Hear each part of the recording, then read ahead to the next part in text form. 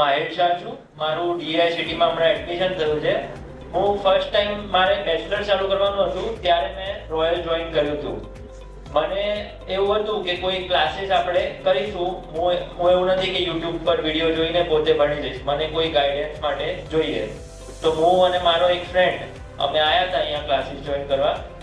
અમારે એડમિશન થયું પછી અમને GLS ફર્સ્ટ શિફ્ટમાં તો પહેલાં એડમિશન જ ના મળ્યું. તો પછી સેકન્ડ શિફ્ટમાં અમે સાંજની કોલેજમાં એડમિશન લીધું.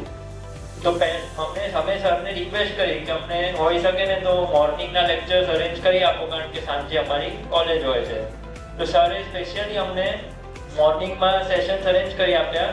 અને અમને એવું હતું કે બસ તમે સરને કહો મને આજે આ ફેકલ્ટી જોઈએ આ સબ્જેક્ટ માટે, તો સર ફોન કરશે અને કાલથી લેક્ચર તમારા ચાલુ.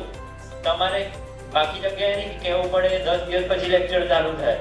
તમે આજે કીધું DSA ભણવું છે તો તેજસ સર પાસે કોલ કરાવી દો અને કાલથી તમારું DSA ચાલુ થઈ જાય. પછી અમે કીધું કે સર અમારે DA માટેથી 1 વર્ષ પહેલા તૈયારી કરવાની ચાલુ કરવી છે કે મારે કોલેજ સારી જોઈએ માસ્ટરને, કારણ કે GLSમાં તો કંઈ નહીં, તમે ખાલી બસ ડિગ્રી લઈ લો, બાકી તો અહીંયા જ અમે ફૂલ ટાઈમ ભણતા રહો. તો પછી સરે 1 વર્ષ પહેલા બી અમારું ચાલુ કરાવી દીધું.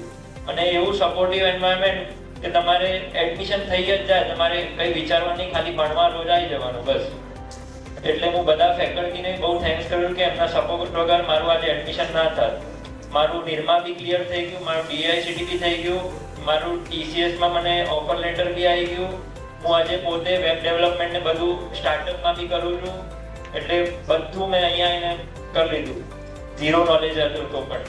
Subscribe Dheeraj Pujara YouTube channel for more updates, or you can call on 9825782290 to clear your doubts.